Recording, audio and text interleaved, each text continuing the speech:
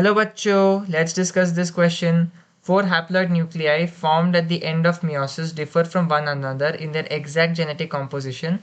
Some of the difference is the result of A. Cytokinesis, B. Respiration of DNA during S phase, C. Spindle formation या D. Crossing over during prophase. इस question को solve करने का की concept है genetic diversity के reason को जानना. तो जेनेटिक डाइवर्सिटी एक्चुअली आपके सेक्सुअल रिप्रोडक्शन के दौरान दिखेगा.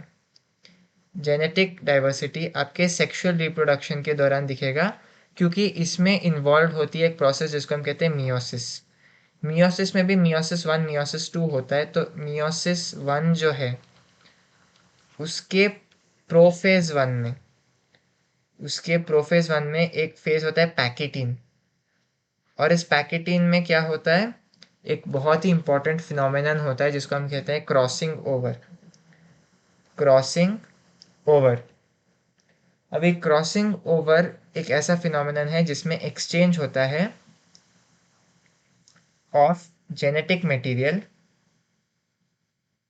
किन के बीच में एक्सचेंज होता है genetic material? Between non sister chromatid. Non sister chromatid का मतलब है कि वो दो क्रोमैटिड जिनके बीच में एक्सचेंज हो रहा है वो एक ही क्रोमोसोम को बिलोंग नहीं करते. Non sister chromatid of homologous chromosome.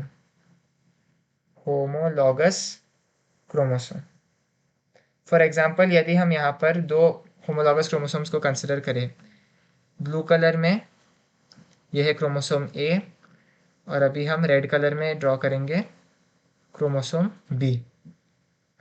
यदि क्रोमोसोम बी के इस क्रोमैटिड का एक्सचेंज ऑफ जेनेटिक मटेरियल हो जाए क्रोमोसोम ए के इस आर्म के साथ, यदि ये रेड आर्म का एक्सचेंज हो जाए ये ब्लू आर्म के साथ जेनेटिक मटेरियल का, तो हम उसको क्या कहेंगे? आप क्लियरली देखिए कि ये नॉन सिस्टर क्रोमैटिड है. नॉन सिस्टर क्रोमैटिड का मतलब क्या है कि वो एक क्रोमोसोम का हिस्सा नहीं है.